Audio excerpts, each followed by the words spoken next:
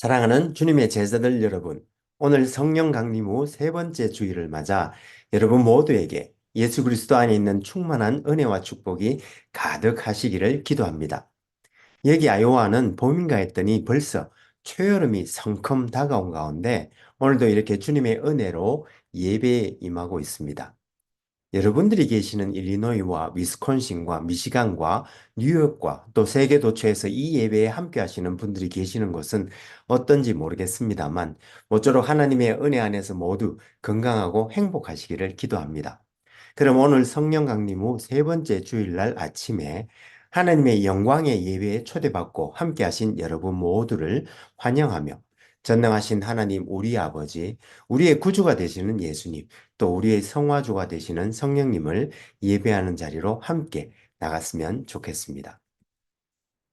바나바가 사울을 찾으러 다소에 가서 만남에 안디옥에 데리고 와서 둘이 교회에 1년간 모여 있어 큰 무리를 가르쳤고 제자들이 안디옥에서 비로소 그리스도인이라 일컬음을 받게 되었더라. 여호와 하나님께서 예수 그리스도를 통하여 성령 안에서 그의 공의와 사랑으로 온 하늘과 땅을 영원히 통치하시는도다. 온 땅의 인생들아 하나님 아버지를 찬송할지로다. 우리가 그를 힘입어 살며 기도하며 존재하기 때문임이니라. 같이 기도하심으로 주님 은혜의 보좌 앞으로 나가시겠습니다. 거룩하신 하나님 아버지, 오늘 성령 강림 후 세 번째 주일날 아침에 주님께서 성찬하시면서 보내주신 성령께서 탄생시킨 주님의 교회가 온 세상에 하나님의 나라를 선포할 수 있도록 은혜 내려주심에 감사와 찬송을 올려드립니다. 하나님 아버지, 지금 이 시간 우리가 성령과 진리로 예배드릴 때에 여기 함께한 모든 주님의 백성들에게 영광으로 임하여 주옵시되 아버지의 크신 사랑 안에서 우리 주 예수 그리스도의 은혜와 성령님의 교통교제케 하심이 우리들 모두에게 충만케 하여 주옵시고 저희들이 올려드리는 감사와 찬송과 영광을 하나님 아버지 홀로 받아 주옵소서. 영광의 주님, 우리 주님 예수님 이름으로 기도합니다. 아멘. 오늘 하나님께서는 사도행전 9장에서 12장 말씀을 통해서 말씀하시는데 오늘 본문이 긴 관계로 11장 17절에서 26절 또 12장 1절에서 5절과 17장 17절에서 24절 말씀만 읽어드릴 때에 하나님께서 여러분들의 마음에 친히 말씀해 주실 줄 믿으며 먼저 오늘의 본문을 읽기 전에 오늘 본문의 컨텍스트를 잠시 살펴보았으면 좋겠습니다. 지난주에 살펴본 것처럼 오순절 성령의 강림으로 수많은 사람들이 회개하여 세례를 받음으로 예루살렘 교회가 폭발적으로 성장해 갔고 스데반 집사가 공회에서 담대하게 하나님의 말씀을 증거하던 중 순교를 당하면서 예루살렘 교회에 큰 박해가 일어나 사도 외에는 다 유대와 사마리아 모든 땅으로 흩어졌는데 이 교회의 흩어짐이 오히려 사람들이 유대와 사마리아를 두루 돌아다니며 복음을 전하는 계기가 되었고 이때 앞장서서 복음을 전한 사람이 바로 빌립 집사였다고 말씀드린 바 있습니다. 그런데 이렇게 교회를 핍박하는 일에 앞장선 사람이 또한 바로 사울이라는 사람이었는데 사울이 그리스도인들을 잡기 위해 다메섹으로 가던 중 부활의 주님이 그 앞에 나타나셔서 그를 회심시킴으로 사울을 이방인들에게 복음을 전가할 일꾼으로 삼으셨습니다. 그리고 예루살렘 교회에게 이방인에게 복음을 전하는 일을 준비시키시는데 먼저 베드로를 통해 로마 군대 백부장인 고넬료와 그의 집안에 복음을 전하게 하시고 베드로가 복음을 전할 때 성령이 그들에게 임하셨고 이에 베드로가 그들에게 세례를 베푼 후 이러한 사실을 예루살렘 교회에 보고하였는데 그럼 이어서 우리 함께 오늘의 본문인 사도행전 11장 17절에서 26절 말씀과 12장 1절에서 5절 그리고 17절에서 24절 말씀을 읽어보면 좋겠습니다. 이것은 하나님의 말씀입니다. 그런즉 하나님이 우리가 주 예수 그리스도를 믿을 때에 주신 것과 같은 선물을 그들에게도 주셨으니 내가 누구이기에 하나님을 능히 맡겠느냐 하더라. 그들이 이 말을 듣고 잠잠하여 하나님께 영광을 돌려 이르되 그러면 하나님께서 이방인에게도 생명 얻는 회개를 주셨도다 하니라. 그때 스데반의 일로 일어난 환란으로 말미암아 흩어진 자들이 베니게와 구브로와 안디옥까지 이르러 유대인에게만 말씀을 전하였는데 그 중에 구브로와 구레네 몇 사람이 안디옥에 이르러 헬라인에게도 말하여 주 예수를 전파하니 주의 손이 그들과 함께 하심에 수많은 사람들이 믿고 주께 돌아오더라. 예루살렘 교회가 이 사람들의 소문을 듣고 바나바를 안디옥까지 보내니 그가 이르러 하나님의 은혜를 보고 기뻐하여 모든 사람에게 굳건한 마음으로 주와 함께 머물러 있으라 권하니 바나바는 착한 사람이요 성령과 믿음이 충만한 사람이라 이에 큰 무리가 죽게 더하여 지더라. 바나바가 사울을 찾으러 다소에 가서 만남에 안디옥에 데리고 와서 둘이 교회에 1년간 모여 있어 큰 무리를 가르쳤고 제자들이 안디옥에서 비로소 그리스도인이라 일컬음을 받게 되었더라. 그때 헤로드 왕이 손을 들어 교회 중에서 몇 사람을 헤아리 하여 요한의 형제 야고보를 칼로 죽이니 유대인들이 이 일을 기뻐하는 것을 보고 베드로도 잡으려 할세 때는 무교절 기간이라 잡음에 옥에 가두어 군인 넷씩인 넷패에게 맡겨 지키고 6월절 후에 백성 앞에 끌어내고자 하더라. 이에 베드로는 옥에 갇혔고 교회는 그를 위하여 간절히 하나님께 기도하더라. 이어서 6절에서 16절까지는 주의 사자가 베드로를 감옥에서 구해 내어 주었고 베드로가 마가의 다락방으로 돌아가 다시 숨었는데 그럼 제가 17절부터 다시 읽어드리도록 하겠습니다. 베드로가 그들에게 손짓하여 조용하게 하고 주께서 자기를 이끌어 옥에서 나오게 하던 일을 말하고 또 야고보와 형제들에게 이 말을 전하라 하고 떠나 다른 곳으로 가니라. 날이 새매 군인들은 베드로가 어떻게 되었는지 알지 못하여 적지 않게 소동하니 헤롯이 그를 찾아도 보지 못하며 파수꾼들을 신문하고 죽이라 명하니라. 헤롯이 유대를 떠나 가이사라로 내려가서 머무니라.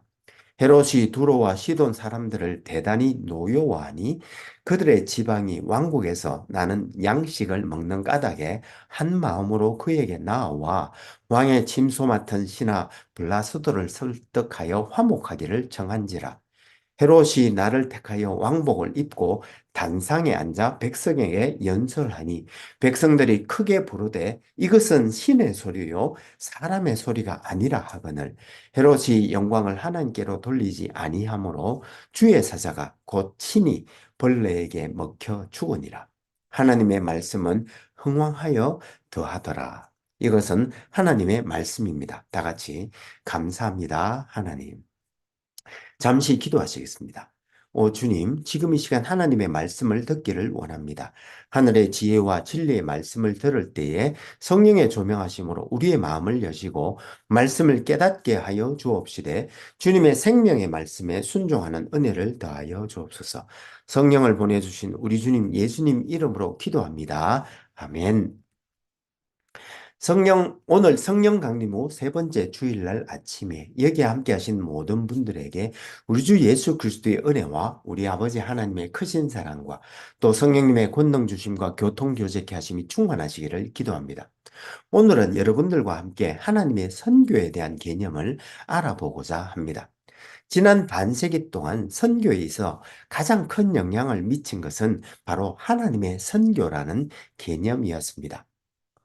이 개념은 1952년 IMC, 즉 International Missionary Council, 이 빌링엔에서 대회가 개최되었고 선교는 승리자나 정복자의 태도가 아닌 희생과 섬김의 자세를 가진 십자가 아래에서의 선교라는 주제로 선교 대회를 가졌고 대회가 끝난 후 독일 스투트가르트 교구 감독이었던 칼 하르텐슈타인이 빌링엔 대회의 신학적 성과를 요약하면서 미시오 다이라는 라틴어를 처음 사용함으로 대두된 개념으로 이는 그동안 19세기 제국주의 확장과 함께 식민지의 서구 문화와 문명으로 옷 입혀져 오만하게 선교지의 문화를 파괴하고 사회 구조를 와해시키는 선교 행태를 지속해 오다가 제2차 세계대전 이후 식민지가 붕괴되고 각 식민지가 독립을 쟁취하게 되면서 이런 행태를 취해왔던 선교사들이 추방함으로 해외 선교에 큰 위기가 발생하였는데 이와 같은 상황 속에서 서구 선교사들이 모여서 십자가 아래에서의 선교를 강조하며 미시오 다이, 즉 하나님의 선교라는 개념이 태동하게 되었던 것인데 하르텐 슈타인과 그를 이어 이 하나님의 선교의 개념을 더욱 발전시킨 비체돔과 호켄다이크에 의하면 모든 인간적 원리와 모든 형태의 선교에 자기 의인화에 대항하여 오직 하나님만이 선교의 동기와 목적이며 그분께서 이 모든 것을 행하시는데 전통적인 로 개인들의 개종과 교회 설립을 강조해왔던 선교를 넘어서서 세상 속에서 그리스도의 주권을 세우는 포괄적이고 통전적인 의미에서의 하나님의 선교를 주장하게 되었고 그중 호켄다이크는 선교의 목표를 샬롬, 즉 인간 영혼 구원 이상의 것으로서의 종말론적인 평화와 정직 그리고 조화와 정의와 공동체 등을 포함하는 포괄적인 개념으로 규정하였습니다. 이와 같이 하나님의 선교는 창세전 삼위 하나님의 구속 언약의 바탕을 두고 창조, 타락, 약속, 복음, 선교, 새 창조라는 메타 내러티브 안에서 하나님의 나라, 즉 하나님의 통치를 구현하고 마침내 샬롬을 회복하는 포괄적인 개념으로 선교를 정의한 것이 바로 하나님의 선교라는 개념인데 그래서 선교는 하나님께서 계획하시고 행하시고 또 완성해 가시는 그의 창조 세계의 회복 사역이라고도 볼 수 있는 것입니다. 그런데 오늘 본문에서도 보면 이제 성령의 강림과 더불어 시작된 복음의 물결이 예루살렘과 유대와 사마리아로 번져 나갔고 이제 온 세상을 향해 나가기 전에 하나님께서는 그의 교회를 준비시키는데요. 우리 함께 살펴보면서 은혜 나눌 수 있기를 소망합니다. 사도행전은 누가복음의 후속편으로 AD 80에서 90년경 누가복음에 이어 기록한 성경책으로 일부인 누가복음이 예수 그리스도의 사역과 죽음과 부활에 대한 이야기라면 이부인 사도행전은 초대 교회에 대한 이야기로 예수 그리스도를 통하여 완성되고 그의 제자들에 의해 온 세상에 복음이 전해진 이야기가 기록되어 있는데 서문에 해당되는 1장 1절에서 11절과 또한 이어진 1장 12절에서 2장까지는 제자들이 모여 기도하던 중에 주님께서 말씀하신 대로 이 오순절 날에 성령이 드디어 교회에 강림하심으로 예루살렘 교회가 탄생하고 또 교회가 성령의 권능을 힘입어 폭발적으로 성장해 나간 이야기가 6장 7절에까지 기록되어 있습니다. 그리고 6장 8절에서 9장 31절까지에는 스데반의 순교로 사도들을 제외한 교인들이 예루살렘을 떠나 유대와 사마리아로 흩어졌는데 그들이 가는 곳마다 주님의 부활을 증거한 이야기들이 기록되어 있습니다. 또 9장 32절에서 마지막 28장 31절까지는 이제 바야흐로 복음이 세상 끝까지 전거되는 이야기가 기록되어 있는데 그런데 하나님께서는 복음이 유대인 지역인 예루살렘과 유대와 사마리아를 거쳐 이제 마지막으로 복음이 비유대인 지역인 이방으로 전파되기 전에 몇 가지를 교회에 시키셨습니다. 먼저 그동안 교회를 핍박하던 사울을 회심시켜 이방인의 사도로 세우신 후 둘째로는 베드로를 이방인 백부장 고넬료와 그의 가족을 전도하게 하시고 그 과정에서 이방인들에게도 성령을 주심을 보고 그들에게 세례를 베푼 후 예루살렘의 교회에 돌아와 이를 보고하게 하심으로 예루살렘 교회와 사도들이 이제 이방인 선교에 대한 하나님의 뜻을 알 수 있도록 하셨습니다. 그리고 세 번째로는 시리아 안디옥에 교회를 세워 바나바와 및 사울이 동력하여 이방 선교를 준비하게 하셨는데, 이 안디옥 교회에서 비로소 그리스도를 믿는 사람들을 크리스찬이라 불렀고, 앞으로 이 안디옥 선교가 이방 선교의 거점이 되었던 것입니다. 그런데 이어서 두 가지 중요한 사건이 일어나는데요. 그 한 가지는 이제 거의 사도들만 남아 연명하던 예루살렘 교회에 또 한 번 더 핍박이 닥쳐왔던 것입니다. 그 당시 유대 땅을 통치하던 왕이 바로 헤롯이었는데, 이 헤롯 왕이 유대인들에게 인기를 얻을 목적으로 야고보 사도를 죽이고 또한 베드로를 옥에 가두었는데, 그가 베드로를 죽이려 하던 전날 밤에 주의 사자가 나타나 베드로를 옥에서 탈출시켰고, 이 때문에 헤롯이 파수꾼들을 죽이는 것을 보고 베드로가 예루살렘을 떠나 다른 곳에 가서 머물게 되었는데, 이 일을 계기로 베드로와 사도들도 이제 이방인들에게 선교를 하는 일에 더욱 열심을 내게 하는 계기가 되었지 않나 싶습니다. 그리고 두 번째로 헤롯 왕이 죽는 사건을 기록하고 있는데요.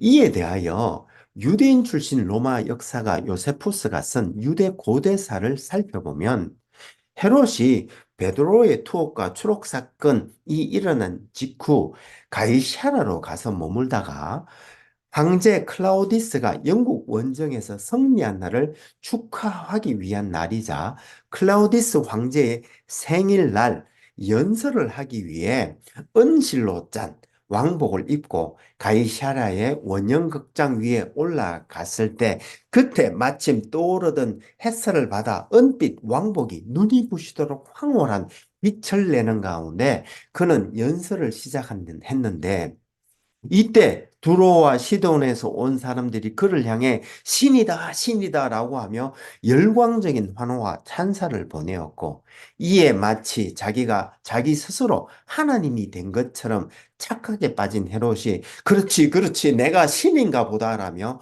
그들의 환호와 찬사를 즐기던 중, 바로 그때 유대인들이 불길한 징조로 여기던 올빼미 한 마리가 날아와서 무대 기둥 위에 앉는 순간 헤롯이 그 올빼미를 바라보고 갑자기 복통을 일으켜 배를 쥐고 그 자리에서 쓰러졌는데, 이에 놀란 측근들이 황급히 왕궁으로 옮겼지만 끝내 정신을 되찾지 못하고 사경을 헤매던 헤롯은 불과 닷새 만에 숨을 거두어 버리고 말았습니다.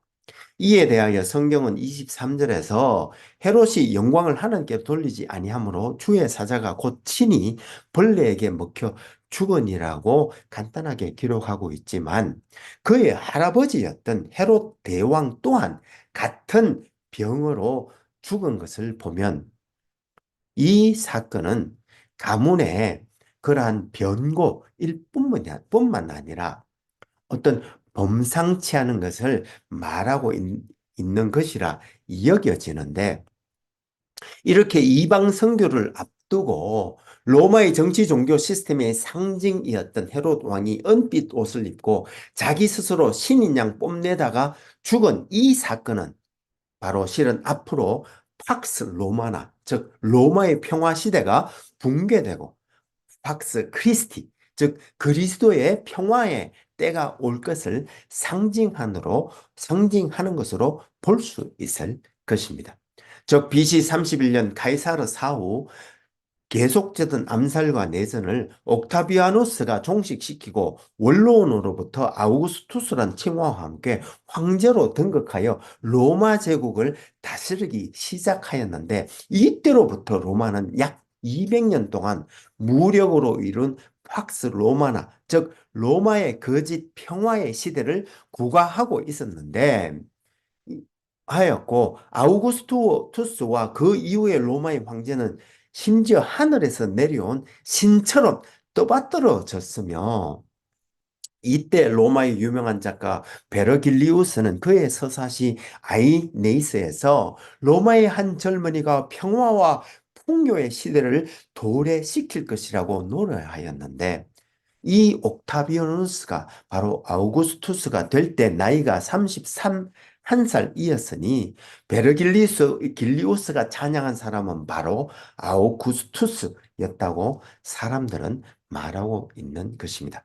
아무튼 이렇게 헤롯 왕의 죽음은 로마 황제를 하늘에서 내려온 신으로 떠받들던 팍스 로마나 시대가 드디어 막을 내리고 이제 팍스 크리스티 즉 하늘에서 온 하나님의 아들 메시아의 평화의 시대로 대체되는 새로운 시대가 도래하였음을 알려주는 예언적 사건인 바 이렇게 모든 사건 하나하나가 하나님께서 이방 선교를 준비한 사건들로 볼 수 있는 것입니다.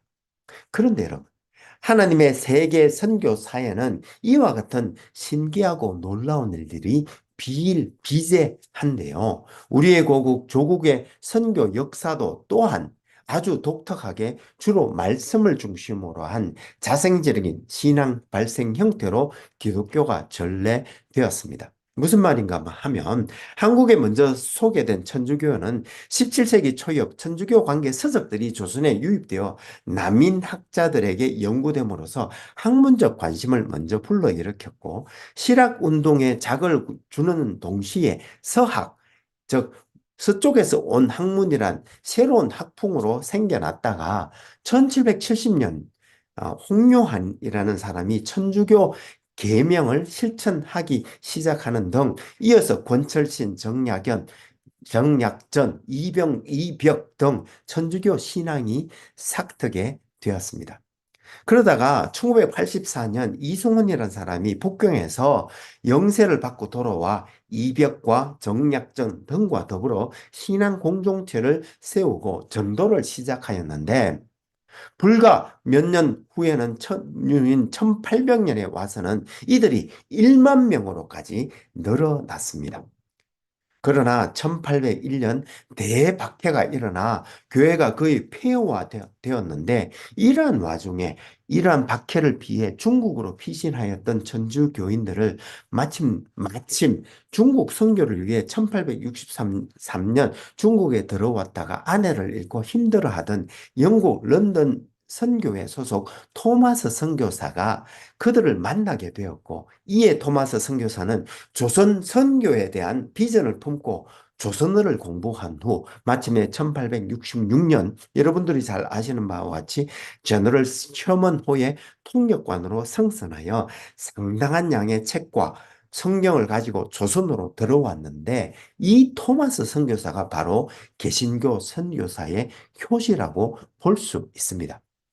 그런데 여러분, 이때 집권한 흥선대원군이 병인 양요를 일으켜 또 천주교를 대대적으로 탄압하던 때라 토마스 선교사는 조선 땅에 발을 내디디자마자 바로 그 자리에서 교수형을 당하는데 그가 죽기 전 가지고 있던 성경책을 박춘근과 최치량 등에게 나누어 주고 순교를 당했는데 이 남겨진 성경들을 읽은 사람들이 바로 회심하여 기독교인이 되었고 또 박영식이라는 사람은 그 성경책을 집안의 도배지로 사용했다가 성경을 읽고 회심하였으며 이후 최치량이 다시 박영식의 집을 사서 여관으로 사용하다가 후에 또 다른 선교사인 사무엘 마펫이 평양에 왔을 때 그 여관에 머물게 되었는데 벽에 붙은 성경책을 보고 자신이 평양에 처음 온 선교사가 아니라는 사실에 놀랐고 최지랑은 그 여관을 하나님께 바쳐 예배의 처소가 되게 했는데 그 집이 바로 1907년 평양 대부흥운동이 일어났던 장대연 교회의 모교회였던 것입니다. 이와 같이 영국의 27세 한 젊은이가 조선에 대한 선교의 꿈을 품고 조선에 왔다가 전도도 못하고 그저 가지고 온 작은 성경책 몇 권을 사람들에게 나누어 주고 그냥 죽었는데, 사람들의 눈에는 그의 선교가 실패한 것처럼 보였지만 하나님은 그의 죽음을 헛되이 하지 않으셨고, 그의 죽음을 통해 전해진 성경책 몇 권으로 조선의 개신교를 일으키셨는데, 이와 같이 하나님의 선교의 역사는 하나님께서 주도적으로 이끌어 가시기에 어느 사건 하나하나 의미 없는 것이 없이 하나님의 섭리 아래 모든 것이 이루어지는 것을 우리가 알 수 있는 것입니다. 사랑하는 여러분, 이러한 하나님의 선교의 역사는 지금도 지구 전역에 걸쳐 일어나고 있습니다. 2000년 전 예수님께서 메시아로 오심으로 도래한 하나님의 나라가 전 지구에 확장되고 마침내 완성되기까지 이 하나님의 선교는 멈추지 않는 바, 하나님은 이 하나님의 선교에 교회를 초대하시고 또한 교회에 그의 성령을 주셔서 이 선교를 감당할 수 있도록 하셔서 교회가 하나님 나라, 즉 통치를 모든 족속과 민족과 나라와 방언에 선포하게 하심으로 하나님의 뜻을 이루어 가시는데, 이스라엘에 있는 우리들 모두는 이런 영광스러운 하나님의 선교에 초대를 받은 것입니다. 사랑하는 여러분, 따라서 기도하옵기는 이 자리에 함께한 우리들 모두가 하나님의 선교 애로의 초대에 순종하여 성령의 능력을 덧입고 하나님의 예수님의 초림으로 말미암아 도래하였고, 또한 재림시 완성될 하나님의 나라, 즉 하나님의 통치와 그 아래에서의 샬롬을 온 열방에 선포함으로 하나님 아버지께 영광 올려드리는 우리 모두가 될 수 있기를 간절히 소망합니다. 그럼 같이 기도하시면 좋겠습니다. 신실하시고 감사하신 하나님 아버지, 오늘 성령 강림 후 세 번째 주일을 맞아 우리로 영원한 생명의 기쁨을 누리게 하실 뿐만 아니라 하나님 나라를 선포하는 영광스러운 일에 우리를 초대하여 주시니 감사와 찬송을 올려드립니다.